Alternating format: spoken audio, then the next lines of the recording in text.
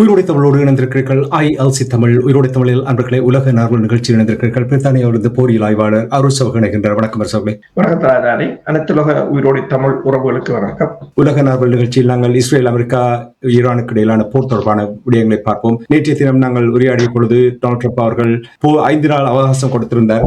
உடனடியாக எண்ணெயினுடைய விலை குறைந்திருந்தது. இப்பொழுது மீண்டும் எண்ணெய் $100 தாண்டிவிட்டது. கள நிலையிலும் தொடர்ச்சியான தாக்குதல்கள் நடைபெற்றிருப்பது போல் தெரிகின்றது.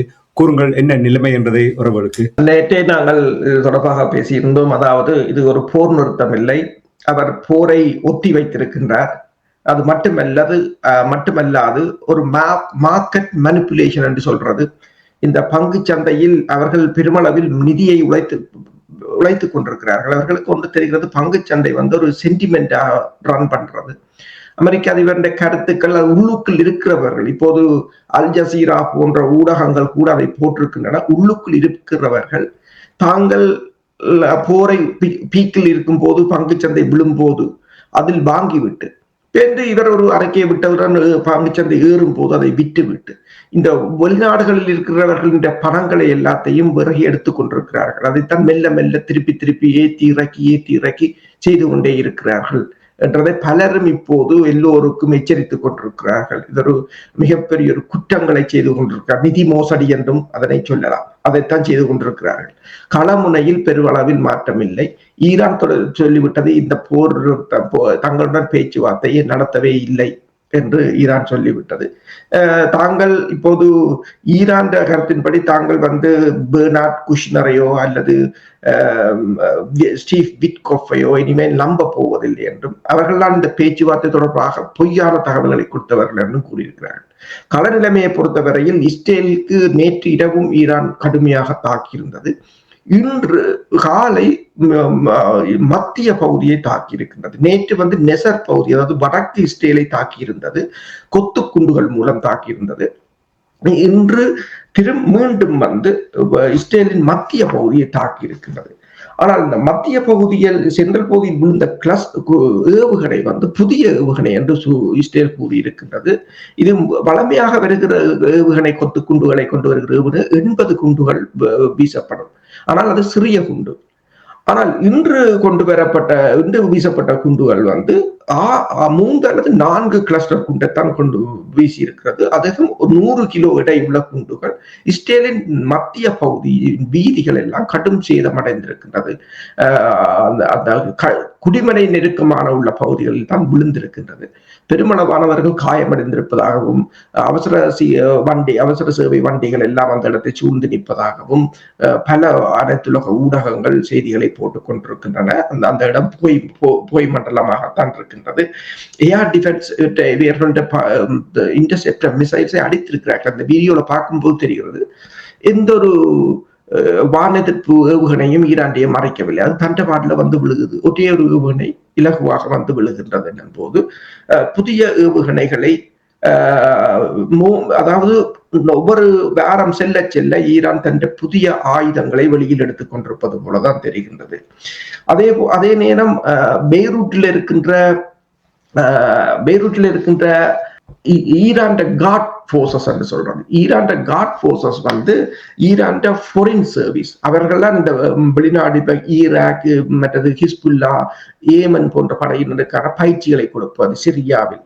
அந்த இடத்தை தாங்கள் தாக்கியதாகவும் இஸ்ரேல் கூறுகிறது. அதில் பல ஈரானிய படையினர் கொல்லப்பட்டிருக்கலாம் என்று கூறுகின்றது. அதே நேரம் உங்களுக்கு தெரியும், நேற்று ஈராக்கில் இருந்து அமெரிக்கா வெளியேறுகின்றது. ஈராக்கின் விக்டோரியா தளத்திலிருந்து நேட்டோவும் வெளியேறிய பிற்பாடு அந்த பாலவனத்தில் இருக்கின்ற PMF என்ற ஈராக்கின் ஷியாட் அமைப்பின் தலைமையகம் மீது குண்டுகள் வீசப்பட்டிருக்கின்றன. இங்க மறுபலமாக நீங்கள் வளைகுடா நாடுகளை பார்த்தீர்கள் என்று சொன்னால், பஹ்ரைன் பகுதியில் இருக்கின்ற அமெரிக்க தளம் மீது ஈரான் தாக்கி இருக்கின்றது. சவுதி அரேபியா தான் இந்த ட்ரோன்களை இன்டர்செப்ட் பண்ணியதாக கூறியிருக்கின்றது. கட்டார் கூறியிருக்கின்றது என்று சொல்லி ஈரான் தனது நடவடிக்கையில் எந்த விதமான தளர்வையும் ஏற்படுத்தவில்லை. அதே போல இஸ்ரேலும் தாக்கிக் கொண்டிருக்கிறார். ஆனால் அந்த F-35 ரக விமானம் வீழ்ந்த பிற்பாடு இந்த பிரஸ் ஊடகம் கூறியிருக்கின்றது, மத்திய ஈரானை தாக்குவதற்கு இவர்கள் கொஞ்சம் தயங்குகிறார்கள். மத்திய ஈரான் மீதான, ஏனென்றால் நடுவில் போய் வருவதற்கு இவர்கள் பயப்படுகிறார்கள் என்று சொன்னால் தொடர்ச்சியாக சுடுகிறார்கள். ஒரு விமானம் உள்ளுக்குள் விழுந்து விமானியை கைது செய்து விட்டால் அது மிகப்பெரிய ஒரு பிரச்சாரமாக மாறிவிடும் என்பதால் அந்த தாக்குதலை மெல்ல இப்போது குறைத்திருப்பதாக அங்கிருக்கின்ற ஊடகங்கள் தெரிவிக்கின்றன. இனி இந்த 48 மணி நேரத்திலிருந்து 5 நாட்களுக்கு காலக்கெடுவை அவர் அதிகரித்தது.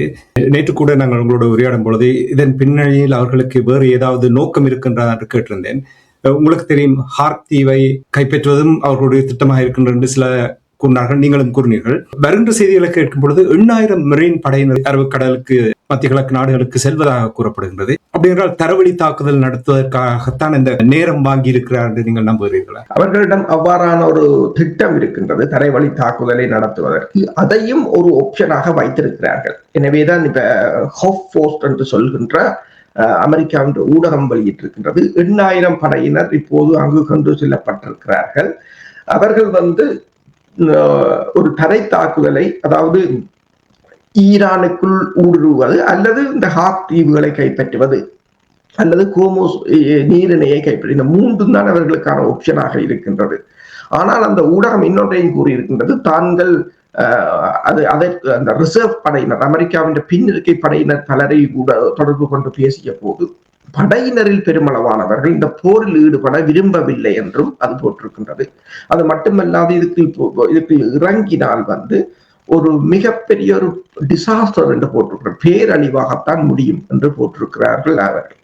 அதே நேரம் USS ட்ரிப்போலி போன்ற இந்த கப்பல்கள், மரைன்ஸ்களை ஏற்றி கொண்டு செல்கின்ற கப்பல்கள் எதிர்வரும் வெள்ளிக்கிழமைதான் அந்த களத்தை சென்றடையும் என்று கூறியிருக்கிறார்கள். என்னென்று சொன்னால், ஒரு புறம் ஒரு இராணுவ அழுத்தத்தை இவர்கள் மேற்கொண்டு கொண்டு மறுபுறம் ஒரு டீலை மேக் பண்ணுவது போன்ற ஒரு இரட்டை போக்கை தான் கடைபிடிக்கிறார்கள். அது மட்டுமல்லாது புலனாய்வு தகவல்கள் மற்றது ஆழ ஊடுருவும் படையினர் மூலம் கியூபாவில் உங்களுக்கு தெரியும், வள்ளத்தில் கொண்டு 5 பேரை இறக்கினார்கள். அப்படி சிறிய சிறிய வள்ளங்களில் கொண்டு இறக்கி உள்ளுக்குள் ஊடுருவி உள்ளுக்குள் இருந்து தாக்குவது என்றது. ஏனென்றால் உள்ளுக்குள் இப்போது மொசாட்டால் எதுவும் செய்ய முடியாத ஒரு நிலையில் இருக்கின்றது. அப்ப இந்த நிலையில் இவ்வாறான தாக்குதல்களை செய்வதற்கான ஒரு முயற்சிகளையும் மேற்கொள்வதாகத்தான் இந்த ஊடகங்கள் தெரிவித்திருக்கின்றன. சுத்தி வளைத்து கடற்பிராந்தியத்தில் இவர்கள் ஒரு அழுத்தத்தை பிரயோகிக்கும் வகையில் அங்கே இருக்கலாமா? எப்பொழுதும் தரைவழி தாக்குதல் நடத்தலாம் என்ற அந்த அச்சத்தில் வைத்திருப்பதும் ஒரு தந்திரமாக இருக்கலாமா? உண்மைதான். அவ்வாறான ஒரு தந்திரத்தை தான் அவர்கள் மேற்கொள்கிறார்கள். அதாவது முதலில் கூறினார்கள் அமெரிக்க படையினர் வருகிறார்கள் என்று. அதுக்குத்தான் மராண்டி ஈரான் வெளிவார அமைச்சர் கூறியிருந்தார், நாங்கள் வெயிட் பண்றோம் என்று சொல்லி. என்ற ஒரு அச்சத்தை உருவாக்குவது, அதாவது பெரிய பெரிய விமானங்களை சொல்வது, B-52 வருகிறது, B-1 வருகிறது, 2000 பவுண்ட் குண்டை வீச போகிறது, பங்க பஸ்டரை வீச போகிறது என்று சொல்லி ஒரு அச்சத்தை ஏற்படுத்த முற்படுகிறார்களே தவிர, ஆனால் ஈரானியர்களுக்கு இதெல்லாம் பழகி போனது ஒன்று. அவர்கள் ஒரேடியாக போருக்குள்ளேயே வாழ்ந்தவர்கள் என்பதால் இது அவர்களுக்கு பழகி போனதாகத்தான் இருக்கு. நவீன இந்த போர் உலகத்தில் எண்ணெய் குதமும் ஆளில்லா விமானம் தான் அதிகமாக பயன்படுத்தப்படுகிறது. அமெரிக்காவில் இருக்கின்ற எண்ணெய் குதம் பத்தி எறிகின்றதாம் என்று செய்தி அறியக்கூடிய, அப்படி சாத்தியமானது? அந்த நாடுகளில் எல்லாம் இது நடக்க முடியாது. எப்படி அமெரிக்காவில் எண்ணெய் குதம் பத்தி? இன்று அதாவது அமெரிக்காவின் US வெலரோ ரிஃபைனரி போர்ட் ஆஃப் ஓதர்ல இருக்கிற அந்த டெக்சாஸ் மாநிலத்தில் இருக்கிற அந்த எண்ணெய் சுத்திகரிப்பு நிலையம் திடீரென்று தீப்பற்றி இருக்கின்றது. அதை நீங்கள் வீடியோவில் பார்க்கும்போது மிகப்பெரிய அளவிலான தீயாகத்தான் இருக்கின்றது. ஆக்சிடென்டா அல்லது உள்வீட்டு சதியா வேற யாரும் செய்தார்களா என்றதும் இல்லை.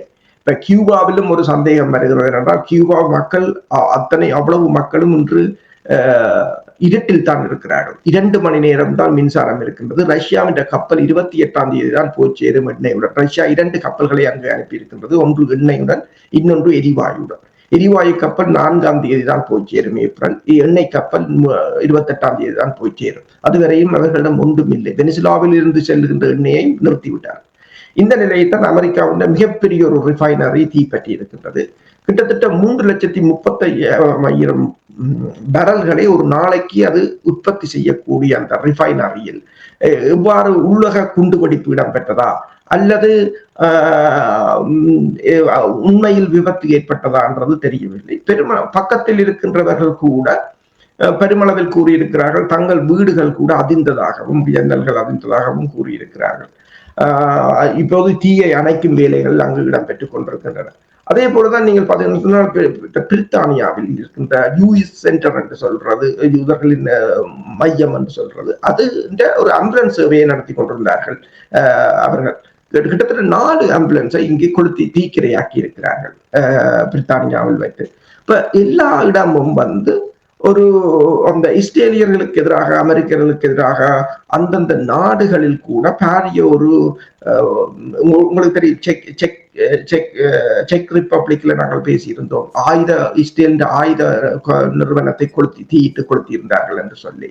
இப்போ என்ன யோசிக்கிறார்கள் என்று சொன்னால், இப்ப ஸ்காட் ரிட்டர் கூறியது போல அவர் கூறியிருந்தார், இந்த உலகத்துக்கு இப்ப மிகப்பெரிய ஒரு அச்சுறுத்தலாக இருப்பது இஸ்ரேலியர்கள் என்று உலக மக்கள் இப்போது எண்ணத்தலப்பட்டிருக்கிறார்கள். சில சமயங்களில் இஸ்ரேல் மக்கள் இல்லாமல் இருக்கலாம், சில அரசியல்வாதிகளாக இருக்கலாம். இப்ப நெத்தனியாஹு போன்ற அரசியல்வாதிகள் இந்த உலகத்தின் அமைதிக்கும் உலகத்தின் வளர்ச்சிக்கு மிக பெரும் தடையாகவும் அச்சுறுத்தலாகவும் இருக்கிறார்கள் என்று மக்கள் நினைப்பது போல இருப்பதாக ஸ்காட் ரிட்டர் கூறியிருந்தார். பிரித்தானியாவில் இரவோடு இரவாக நேற்றிரவு 4 ஆம்புலன்ஸ் நோயாளர் காவுகண்டையில் கொடுத்திருக்கிறார்கள். இது யூஎஸ் சென்டர் அவர்கள் வைத்து நடத்துகின்ற நிலையம் ஒன்று, அதற்குள் பூந்து கொடுத்திருக்கிறார்கள். இப்ப இவ்வாறு ஒவ்வொரு நாடுகளிலும் உள்ளூர் கலவரங்கள் ஏற்படும் போது அந்த நாடுகளின் உள்ளூர் அரசியலும் பாதிக்கப்படக்கூடியதாகத்தான் இருக்கின்றது. இப்ப இந்த நிலையத்தான் ஒரு ஊடகம் போட்டிருக்கிறது, இந்த போர் ஏன் இந்த நிலைக்கு அமெரிக்காவுக்கு சென்றது என்றதை கூட விரிவாக ஆய்வு செய்து போட்டிருக்கிறார்கள். அதைத்தான் நான் இப்பொழுது கேட்க வந்தேன். அதாவது என்னென்றால், வளமையாக நீங்கள் பார்த்தீர்கள் என்றால், இவ்வாறான போர் நடத்த வேண்டுமாக இருந்தால் இந்த மேற்கத்திய நாடுகள் அவர்கள் ஒரு ப்ராக்சிஸை உருவாக்குவார்கள், அல்லது ஏற்கனவே இருக்கின்ற ப்ராக்சிஸை பயன்படுத்துவார்கள். அவர்களுக்கு ஆயுதத்தை கொடுப்பார்கள், நிதியை கொடுப்பார்கள், கொடுத்து போய் அடியுங்கள், குழப்புங்கள், சேதங்களை ஏற்படுத்துங்கள், ஆட்சி மாற்றத்தை ஏற்படுத்துங்கள் என்று நாங்கள் எத்தனையோ தடவைகள் பார்த்திருக்கின்றோம். ஏன் இது அமெரிக்காவுடைய கையில் விழுந்திருக்கின்றது? ஏன் இது மற்ற ஏனைய ப்ராக்சிஸை வைத்து இவர்களால் கையாள முடியாமல் போனதுக்கு என்ன காரணம்? அதாவது இந்த போர் ஏன் இந்த நிலைமைக்கு அமெரிக்காவை கொண்டு விட்டிருக்கிறது என்பதை பலரும் ஆய்வு செய்திருக்கிறார்கள். என்னென்று சொன்னால், ஒன்று முதலில் உங்களுக்கு தெரியும், அமெரிக்க அதிபர் டொனால்ட் ட்ரம்ப் வந்த போது பக்ரம் ஏர்பேஸை பற்றி பேசியிருந்தார். ஆப்கானிஸ்தானில் இருந்தது, அதிலிருந்து அமெரிக்க படையினர் வெளியேறியது தவறு என்று பேசியிருந்தார். என்னென்னு சொன்னால், இப்ப அவர்களுக்குள்ள டியாகோ காசியோவில் இருந்து விமானம் பெற வேண்டியிருக்கு, பிரித்தானியாவில் இருந்து விமானம் பெற வேண்டியிருக்கு. அவர்கள் இந்த பக்ரம் ஏர்பேஸை வைத்திருந்தால் ஆப்கானிஸ்தானில் இருந்து இந்த தாக்குதல்களை நடத்தி இருக்கலாம் என்று அதற்கான முயற்சிகளை மேற்கொண்டார்கள். ஆனால் பாகிஸ்தான் தலிபான் போர் அதை குழப்பிவிட்டது. அங்கு பாகிஸ்தானுக்கு தலிபானுக்கும் இடையிலான போர் அங்கு அதை அமெரிக்காவால் எதுவும் செய்ய முடியாத ஒரு நிலையை ஏற்படுத்திவிட்டது. அடுத்ததாக கேட்ஸ் படையினரை பயன்படுத்த முற்பட்டிருந்தார்கள். சிரியாவில் கேட்ஸ் படையினருக்கு அமெரிக்கா செய்த துரோகம் என்று அவர்கள் கூறியதால் அந்த கேட்ஸ் படையினரும் பெருமளவில் இதில் பங்கெடுக்க அவர்கள் முன்வரவில்லை. அடுத்ததாக ஈராக்கில் இருக்கின்ற ஷியா மிலிட்டன் ஈராக்கின் தளங்களை முடக்கிவிட்டார்கள். அப்ப ஈராக்கின் தளங்கள் கூட ஈரான் தாக்குதலுக்கு உதவுவதற்கு எந்தவித என்றால் அவர்களுக்கு அங்கு போராட வேண்டிய ஒரு நிலையாக இருந்தது. அதே போல அந்த டியாகோ காசியா மீதான தாக்குதல் ஈரான் பேர்லினையோ ரோமையோ லண்டனையோ தாக்கலாம் என்ற அச்சத்தை ஐரோப்பிய நாடுகளுக்கு உருவாக்கிவிட்டது. அடுத்ததாக ஹோர்முஸை முடக்கிவிட்டார்கள். அது உலகத்தை உலுப்பிவிட்டது. உலக நாடுகள் அத்தனையும் அதாவது இந்த போரில் கவனம் செலுத்தவில்லை. யார் அடிக்க தங்கள் பொருளாதாரத்துக்கு மூழ்கியதால் யாரும் இந்த போருக்குள் வர விரும்பவில்லை. அவர்கள் தங்கள் உள்ளூர் பிரச்சனைகளையும் தங்கள் ஒவ்வொரு வீட்டிலும் அடுப்பெரியுதாண்டு பார்க்கிறது வேலையில தெரிஞ்சார்களே தவிர இந்த போரை பற்றி அவர்கள் சிந்திக்கவும் இல்லை. அப்ப அமெரிக்காவுக்கு உதவி அமெரிக்காவின் ஆசியாவில் இருக்கிற நட்பு நாடுகள் கூட அமெரிக்கா பக்கம் திரும்பி பார்க்கவும் விரும்பவில்லை. 2 பக்கமும் நடுநிலைமையாக நிற்கிறோம் என்று பலரும் ஒதுங்கி விட்டார்கள். அனுரகுமார் திசாநாயக்கா கூறியது போல, நான் ஈரான் கப்பலையும் பெறவிடவில்லை, அமெரிக்காவின் கப்பலையும் பிளேரை இறக்க விடவில்லை என்ற நிலைக்கு எல்லாரும் போய்விட்டார்கள். அதே போல நீங்க பார்த்தீங்கன்னு சொன்னால், ஹாக் தீவுகளை கைப்பற்றுவதென்றது அதை முடியாத காரியம் என்னென்று சொன்னால், அது ஈரான் ஆர்ட்லரி ரேஞ்சுக்கு இருக்கிறது. அப்ப அதை முடக்குவதனூடாக ஈரான் 90% இந்த எரிபொருள் ஏற்றுமதியை முடக்கி ஈரான் அந்த சப்ளை லைனை கட் பண்ணால் அதுக்கும் முடியாத நிலைமையாக போய்விட்டது. அதே சமயம் அமெரிக்காவின் உள்ளகத்துல இந்த போர் ஏற்படுத்திய மாற்றம் அங்கு டெமோக்ராட் கிரவுண்ட்ஸை கைப்பற்றி கொண்டு வருவதாக, அதாவது அங்கு அவர்களுக்கான ஆதரவுகள் அதிகரித்து வருவதாக கூறப்படும். அதுக்கு அப்பால் பார்த்தீங்கன்னு சொன்னா நவீன ஆயுதங்கள் அடி வாங்க தொடங்கிவிட்டன. F-35 விழுந்தது, மற்றது தொடர்ச்சியாக விமானங்கள் ரடார்கள், நவீன ரடார்கள் அளிக்கப்பட்டதும், இன்டர்செப்டர்ஸ் முடிந்து கொண்டு வந்ததும் பெரிய ஒரு அழுத்தத்தை ஏற்படுத்தியது.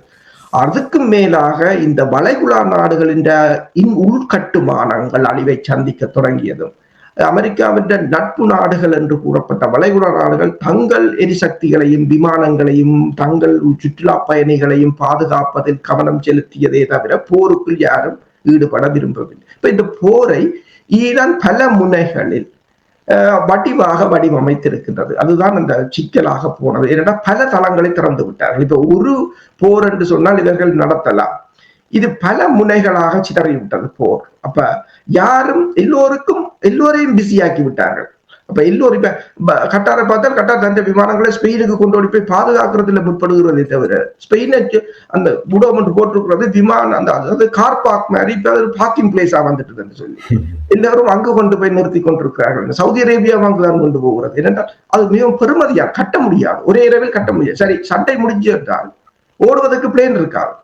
அப்படியான ஒரு நிலைமையாகத்தான் இருக்கு. இதுகளெல்லாம் ஒரே நாளில் கட்டி முடிப்பதும் இல்லை என்ற நிலையில் இந்த உட்கட்டுமானங்கள் அழிக்கப்பட்டால், அதைத்தான் நேற்று பேராசிரியர் சாக்சன் கூறியவர், இது பிசிக்கலா நீங்கள் அழிவை சந்தித்தால் இந்த எண்ணெய் சுத்திகரிப்பு நிலையங்கள் எல்லாம் நீங்கள் நினைக்கிறது மாதிரி போர் முடிஞ்சோன்னு எல்லாம் பழமைக்கு திரும்பாது. 2 தசாப்தங்களாக இந்த போருக்காக தயார் பண்ணி கொண்டிருந்தவர்கள் நிச்சயமாக நிறைய யுக்திகளை அவர்கள் வியூகங்களை வகுத்திருப்பார்கள்.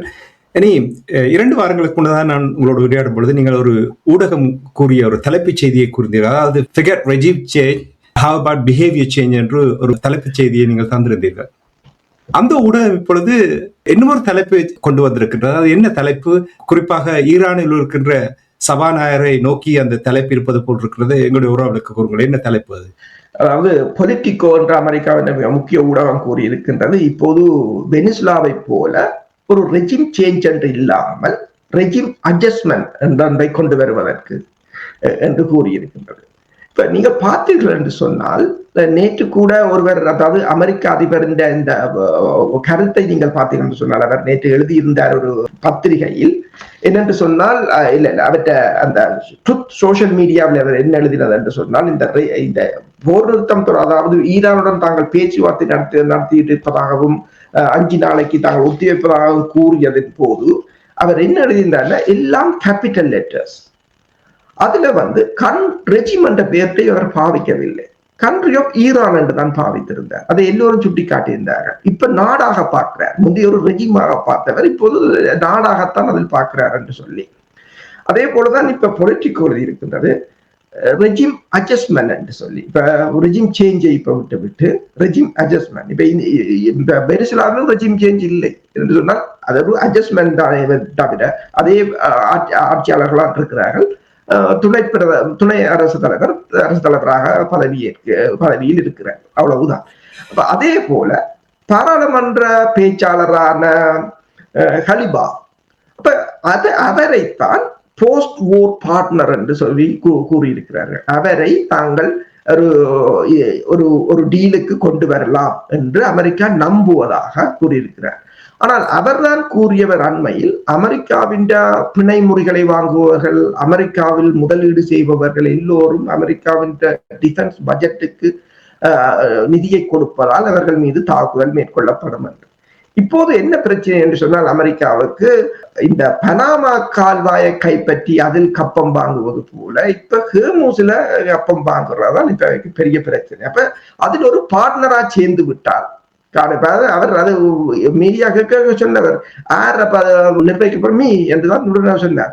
மற்றது ஏதாவது ஒரு அங்கு உள்ள ஒருவரும் நானும் சேர்ந்து அதை செய்யலாம் என்ற மாதிரி தான் இப்போது அவற்ற நிலைமை மாறி இருக்கின்றது. அதே போலதான். ஆனால் இப்ப சில சமயங்களில் இது உள்ளகத்துக்குள்ள ஒரு குழப்பத்தை உருவாக்குவதற்கு, ஈரானுக்குள்ள ஒரு குழப்பத்தை உருவாக்குவதற்கு, அங்கு ஒரு பிடித்து ஆளுவதை மேற்கொள்வதற்கு, இப்போ ஒருவரை மேலே தூக்கிவிட்டால் அவர்கள் யோசிப்பார்கள் இவர்களுக்கும் அமெரிக்காவுக்கும் இடையில் எது டீலிங் இருக்கா என்று யோசிப்பார்கள் என்று ஒரு பிரித்தாலும் ஒரு சைக்காலஜிக்கல் போராக கூட இருக்கலாம். ஆனால் இப்ப இந்த நிலையில் நீங்கள் பார்த்தீர்கள் என்று சொன்னால் இந்த ஜோர்ஜ் கலவே என்ற அவர் இந்த பிரித்தானியாவின் ஒரு மிக சிறந்த ஒரு அரசியல் பொலிட்டீஷியன்.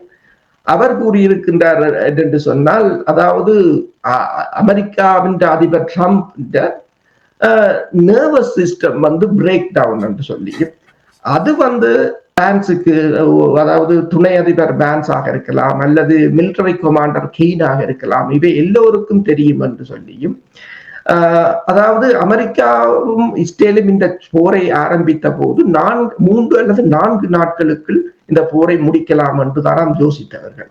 ஆனால் இப்போது 4வது வாரத்தில் ஈரான் இந்த போரை முடித்திருக்கிறது என்று சொல்லியும் கூறியிருக்கின்றார். அப்ப அவர் கூறியிருக்கின்றார், அதாவது அமெரிக்க அதிபர் அண்மையில் ஒரு கூட்டத்தில் கூறியிருந்தாராம், தான் ஒயிட் ஹவுஸில் இருந்த பிரசிடென்ட் மேர்ல மிகவும் ஹெல்த்தியா இருக்கிறது என்று சொல்லி. ஆனால் அதாவது அமெரிக்க அதிபருக்கு இந்த ஈரான் அமெரிக்க போர்ல இடையிலேயே நரம்பு மண்டலம் பாதிக்கப்பட்டு விட்டது என்று அவர் ஒரு பத்திரிகையில் எழுதியிருக்கிறார். தொடர்பாக கூறும்பொழுது எல்லோரும் கூறினீர்கள் அவரிடம் ஒரு திட்டம் இல்லை என்று பாருங்கள், பிளான் பியை கொண்டு நடைமுறைக்கு கொண்டு வந்து விட்டார்கள். இது திட்டம் இல்லாமல் வேறு என்ன திட்டம்? சரி, நாங்கள் நிகழ்ச்சி இன்றைய கொண்டு வருவதற்கு மொசாடுக்கும் நெத்தன்யாகு அவர்களுக்கும் இடையில் முருகல் நிலை ஏற்பட்டிருப்பதாக கூறுகிறது.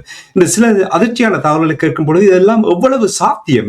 இது நினைத்து பார்க்க முடியாத விடயங்களாக எங்களுக்கு எல்லோருக்குமே படிப்பித்துக் கொண்டு வந்தார்கள் இந்த ஊடகங்கள் எல்லாம். அவர்களைப் போல யாருமே இருக்க முடியாது என்று. எவ்வாறு இது நடந்தது? அதாவது இந்த போர் ஆரம்பிப்பதற்கு முதல் மொசாட்டின் தலைவர் டேவிட் பெர்னியா அவர் கூறியிருந்ததாகவும், அதாவது முதலாவது தலைமை பீடத்தை நீங்கள் அழியுங்கள், நாங்கள் மொசாட் உள்ளுக்குள் மக்களை ஒன்று திரட்டி ஒரு உள்ளக புரட்சியை ஏற்படுத்துவதன் மூலம் ஆட்சியை கவுக்கிறோம், இதுதான் திட்டமாக இருந்தது என்று சொல்லி, அதற்கு அமைவாகத்தான் அவரின் கதை, அவரின் உறுதிமொழியை கேட்டுத்தான் நெத்தன்யாகு இந்த ட்ரம்பை இந்த தாக்குதலுக்கு சம்மதிக்க வைத்ததாகவும் தாக்குதலை நடத்தி இருக்கிறார்கள் துல்லியமாக. அந்த தாக்குதலுக்கான திட்டத்தையும் மொசாத் தான் கொடுத்திருந்தது, எல்லோரும் ஒன்று கூடுற அந்த இடம். ஆனால் பிரச்சனை என்னவென்று சொன்னால், இந்த தாக்குதலுக்கு பின்னால் அவர்கள் இன்டர்நெட்டுகளை நிறுத்தி, அவர்கள் ஏற்கனவே உங்களுக்கு தெரியும் அந்த டிசம்பர் ஜனவரி மாதத்துடன் மொசாட்டின் உள்ளக வலையமைப்பை பெருமளவில் உடைத்து விட்டது ஈரான். அப்ப இவர்களால் எதுவும் செய்ய முடியாத ஒரு நிலையாக போய்விட்டது. உங்களுக்கு தெரியும், அந்த போர் ஆரம்பித்து 1வது 2வது நாள் ட்ரம்பும் நெத்தன்யாவும் திருப்பி கூறிக்கொண்டிருந்தார்கள், நாங்கள் பம்பண்ணத்தான் முடியும், மக்களே நீங்கள் தான் மாற்ற வேண்டும், நீங்கள் தான் மாற்ற வேண்டும், வீதிக்கிறங்கள் என்று நாம் பேசிக் கொண்டிருந்தார்கள். யாரும் ஈரானிய மக்களுக்கு நெத்தன்யாகு உரையாற்றியிருந்தார், அதாவது தண்ட மக்களை விட்டு ஈரானிய மக்களுக்காக உரையாற்றியிருந்தார். ஆனால் 1வது தாக்குதலே பள்ளிக்கூடம் மீது விழுந்ததும், பாடசாலை சிறுமிகள் விழுந்ததும், இறந்ததும், பெருமளவில் உள்ளக கட்டமைப்புகளை தாக்கியதும் அது ஈரானில் பேக்ஃபயராக போய்விட்டது. அது மிகப்பெரிய ஒரு பிழையாக போய்விட்டது.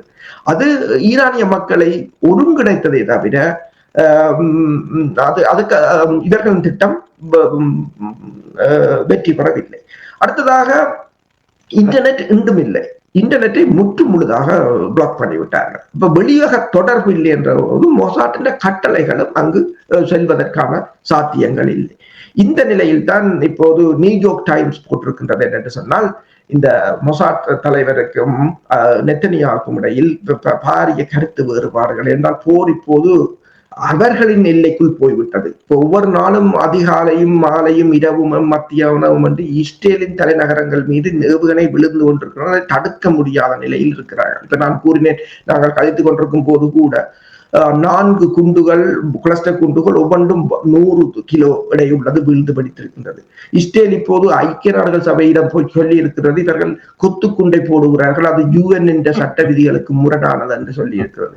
ஆனால் நீங்கள் இப்போது லெபனானில் ஒயிட் பாஸ்பரஸை கூட பயன்படுத்தி இருந்தீர்கள், அது கீழே விழுந்த எல்லா இடமும் எரிந்தது அந்த மக்கள் மீது.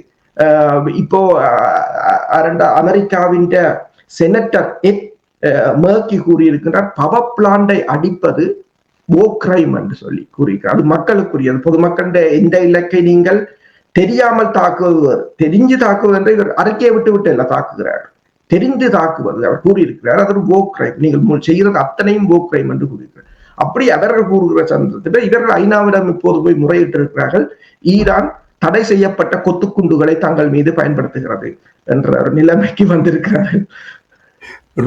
அதாவது இதுவரை இந்த அமைப்புகள் எல்லாவற்றையுமே ஊதாசீனப்படுத்தி போட்டு இப்பொழுது தங்களுக்கு தேவை, அதாவது நீங்கள் கூறுவது போல் நிறைய நெருக்குவாரத்தை அவர்கள் முகம் கொடுக்க வேண்டிய ஒரு நிலைமை வந்திருக்கின்றது. இப்பொழுதுதான் இந்த அமைப்புகளை தேட வேண்டிய, அவர்கள் செய்த போர்க்குற்றங்களை மனிதர்களே மதிக்காத வகையில் தான் இந்த காசாவில் நடந்த சம்பவம் என்று பலர் அதை சுட்டிக்காட்டினார்கள்.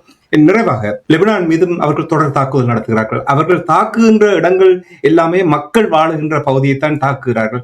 ஏற்கனவே நீங்கள் பேசியிருக்கிறீர்கள், எவ்வாறு அந்த பாலத்தை உடைத்து விட்டார்கள், நோர்த்துக்கும் சவுத்துக்கும் போகிற பாலத்தை உடைத்து விட்டார்கள். ஆனால் அங்கே நிறைய மக்கள் அங்கிருந்து செல்லாமல், என்றால் இது ஒரு இன சுத்திகரிப்புக்கான ஒரு முயற்சியாக பார்க்கப்படுகின்றது என்று கூட கூறுகிறார்கள்.